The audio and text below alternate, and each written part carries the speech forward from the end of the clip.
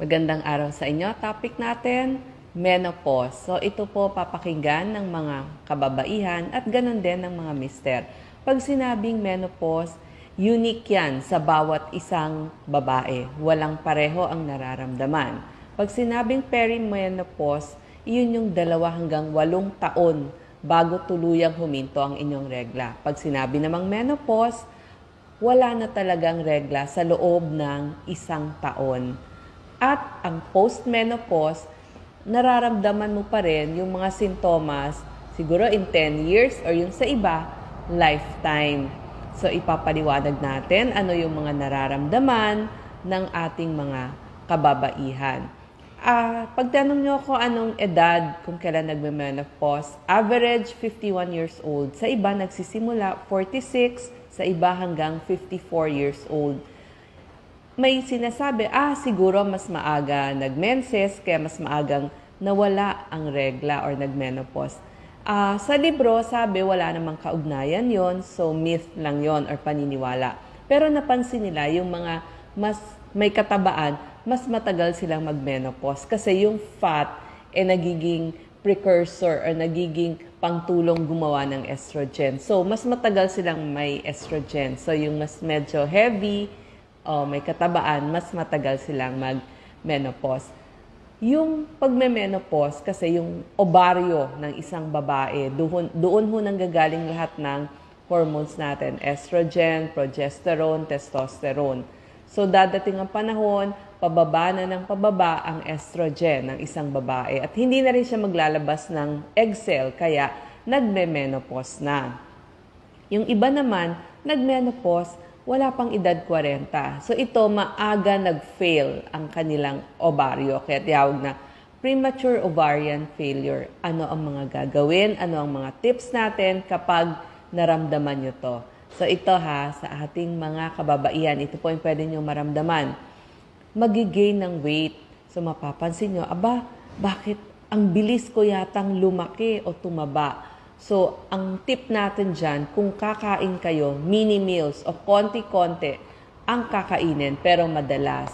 Kasi, konti na lang ang energy requirement natin kapag tayo ay umiidad. So, bawas na sa calories kung pwede nga bawasan nyo sa maghapon. Kung dati 2,000 o 2,200 kayo, sana makapagbawas tayo ng 400 calorie dun sa need natin. Kasi bumababa ng 15% yung metabolism ng isang babae. Kaya mapapansin nyo rin, liliit na yung mga muscle kapag umiidad tayo. Pumapayat o lumiliit yung muscle, mga 7 pounds in 10 years. So, dapat kukontian na rin natin yung calorie natin, yung calorie o yung kinakain natin. So, ang tip natin, maliliit na portion lang ang kain. Tapos, kung pwede, tunay na pagkain. Ibig sabihin, tunay na gulay, prutas. Kung pwede, iwas. O kaya lang ngayon, lagi fast food kasi nagmamadali. Pero kung kaya nyo kumain ng tunay na pagkain, yun ang kainin natin. Number 2, bone loss. So, mas rurupok ang ating buto. Mga 15% ang nawawala dun sa bone natin sa loob ng 5 taon. So, kailangan natin ng calcium. Pwede sa gatas, makukuha yon. Yung gatas na pang-adult, pang-adult, pang-senior, or pwede rin naman kung iinom tayo ng calcium, mga 1,200 milligrams of calcium a day ang dapat nating kinakain. So, yung isang 500 milligram, pwede na yon kasi yung iba kunin natin sa gatas at saka sa mga kakainin natin. Kasi ang maganda sa calcium, piliin nyo yung may kasama na ring vitamin D. Kung vitamin D ang kailangan ng isang tao, 400 international units per day. So, kailangan natin yung calcium, yung magnesium, yung vitamin D para din sa ating ipin. So, sa buto at sa ipin para hindi matanggal o malagas ang ating mga ipin. Kasi mapapansin nyo, pag umiidad, parang mas mabilis nang mahulog ang ating ipin. So, kailangan yung dental health din natin punta sa ating dentista. Kasi pag may isang ipin na nahulog, luluwag na lahat yan. So, dapat lagyan natin ng pustiso or kaya yung mga retainers para hindi gumalaw yung ating mga teeth. Number 3, mapapansin nyo, manghihina kayo. So, dito natin kailangan yung mga exercises walking, swimming, tai chi, zumba na pang senior or pang yung near senior, yun po yung gagawin natin kasi kailangan natin ng ehersisyo. Pero yung walking, maganda na ho yan. Tapos huwag kakalimutan mag-stretching kasi malaking tulong ho yan para hindi sumakit ang ating buong katawan at ang ating mga kasukasuan. Tulog, mapapansin nyo, hirap na kayo lagi matulog. So ayusin nyo yung kwarto nyo, mas malamig, well-ventilated, tapos mas madilim, tsaka hindi maingay kasi konting kaluskos, magigising na kayo. So mas gusto natin yung ating pagtulog maging masarap para hindi tayo iinit ang ulo. Mas less yung anxiety, tsaka yung mga agam-agam. Number 5, kailangan sexy pa din, hindi parang lola. Kasi daanin natin, kailangan yung pananamit natin, medyo hindi na po uso ngayon ang mga menopause ngayon, maganda na ang ayos nila. Hindi mo akalain menopause na. So, daanin natin sa damit, sa hairdo, kung kailangang magpakulot, kung numinipis yung buhok natin, pag-uusapan din natin yan. So, ayusin natin. So, graduate na kasi halos ang inyong mga anak. So, pwede na kayong magpa-parlor. Pagdating sa multivitamins, magkaroon ng isang multivitamins. Tignan nyo kung may vitamin C yun, may vitamin E, yun nga, vitamin D, calcium, at yung mga vitamin Bs. Kasi yan yung panlaban natin sa stress o sa init ng ulo. Tapos mapapansin nyo, may mood swings, talagang sasabihin, bakit mabilis uminit ang ulo? Siguro may nararamdaman kasi. So, dyan natin kailangan yung mga vitamin Bs. Tapos napansin nila, pag meron ka ding calcium, mas hindi irritable ang isang babae. So, B vitamins plus calcium. Pagdating sa kutis, kailangan natin gumamit na ho tayo ng moisturizer, ng sunscreen, at ng eye cream. Actually, yung mas malalapot ng mga moisturizers at eye cream ang mas kailangan natin. Kasi mapapansin nyo, magda-dry na ang inyong skin. Magsisimulang mag-dry na, tapos lalabas na rin yung mga wrinkles o yung kulubot. Kaya, kailangan mag-lotion sa buong katawan, moisturizer sa mukha, dun sa ating leeg, tapos lotion dun sa mga siko at sa buong katawan. Lalo na after pagkaligo para ma-absorb yung mga nilagay natin na moisturizers at lotions. Tapos, bantayan natin. Ito na kasi yung edad na nagkaka-cancer ang isang tao. So, self-breast examination, iwas tayo sa breast cancer o magkaroon man ng breast cancer, maaga malaman. Lagi po magpa-pap smear kasi kinakatakot din natin yung mga cervical cancer. So, mag-check po tayo palagi. Siguro kada 15 o katapusan ng bawat buwan para hindi nyo nakakalimutan. Check up ng buong katawan. Pero yung pap smear, punta ho tayo sa ating OBGYN once a year for pap smear. Tsaka yung breast exam na rin. Tapos, magdasal tayo. Pray for peace, happiness, good health, para laging maganda yung aura natin. Ngayon, yung pagiging moody kasi, dyan makakatulong yung pagkain ng mas maraming isda. Kasi yung omega-3 fatty acid, nakakaalis din ng mga mood swings natin. So, yung paglalakad din.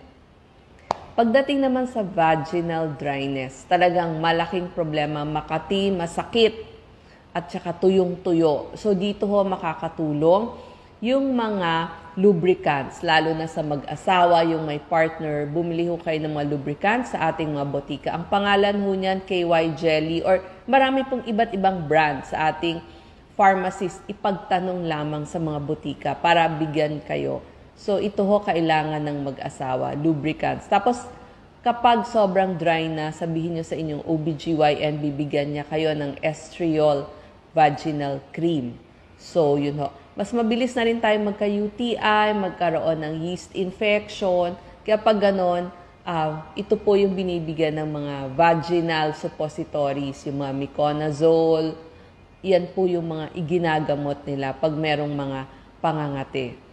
Tapos mapapansin nyo, very dry na rin yung ating mata. So, Dito ho, pwede yung mga eye drops, yung mga carboxymethylcellulose, tapos pati yung mouth natin, very dry na rin. So, mas iinom ng tubig. Kahit hindi ho kayo nauuhaw, every hour, uminom ho tayo ng water para sa ating mouth at para sa ating skin. Mapapansin nyo ho, ninipis na ang buhok ng isang babae. Yung pagdipis at pag-dry ng buhok, usually dito lang ho sa may bandang tuktok. Pero dito sa hindi ho nagre-recede yung hairline.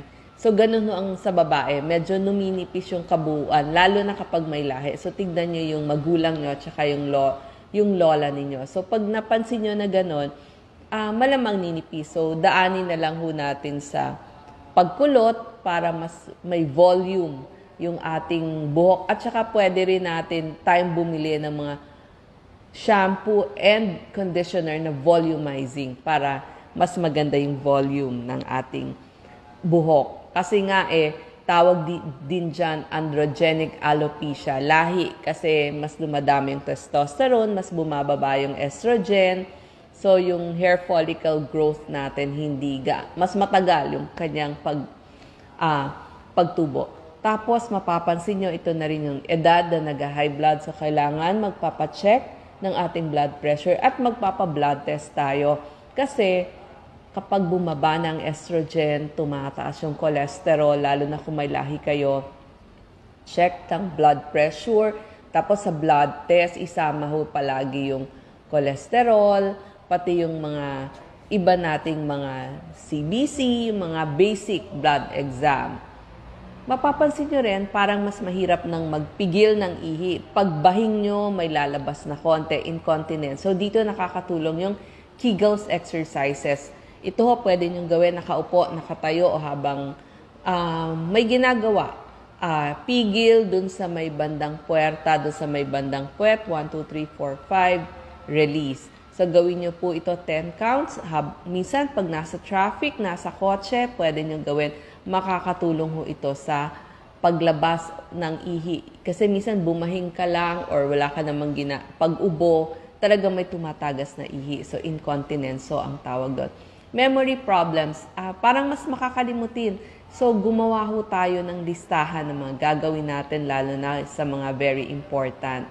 Tapos yung mga night sweats, yung hot flashes. So, pag gano'n, lagi kayo may pamaypay, may electric fan. Tapos, para hindi magagalit yung mister niya, sabi ko nga, kailangan malamig yung tulugan natin. So, dalawa lagi ang kumot. Isang makapal para kay mister. Pag nag-aircon kayo, edi sa kanya yung makapal para hindi siya ginawin. Sa'yo, manipis na kumot lamang. Tsaka yung damit pang tulog natin, cotton lang para laging masarap ang pakiramdam natin. Medyo mas mahangin. Tapos, dahil nag-gain tayo ng weight, sasabihin ng asawa nyo o ng mga anak nyo, ang lakas nyong maghilik. Kasi lumalaki nga yung neck natin. So, pag gano'n, tagilid lang para less yung hilik. Tapos, yung iba nakakaramdam po ng masakit na ulo. So, headaches, tsaka yung mga palpitasyon. Pag ganun no, pwede ho tayong mag-consult sa ating neurologist o sa ating family doctor, pati sa palpitation. Tignan lang, kung walang ibang mga problema. Baka yung heart, kailangan din nating i-check. So, yan po ang nararamdaman ng ating mga kababaihan. Maintindihan po sana natin. At doon sa ating mga ladies, sabihin nyo lang ho doon sa mga anak nyo, sa mister nyo, na ito yung nararamdaman nyo para may support system kayo. Positive thinking palagi. Pray for your good health, for peace and happiness of the family. Maraming salamat po.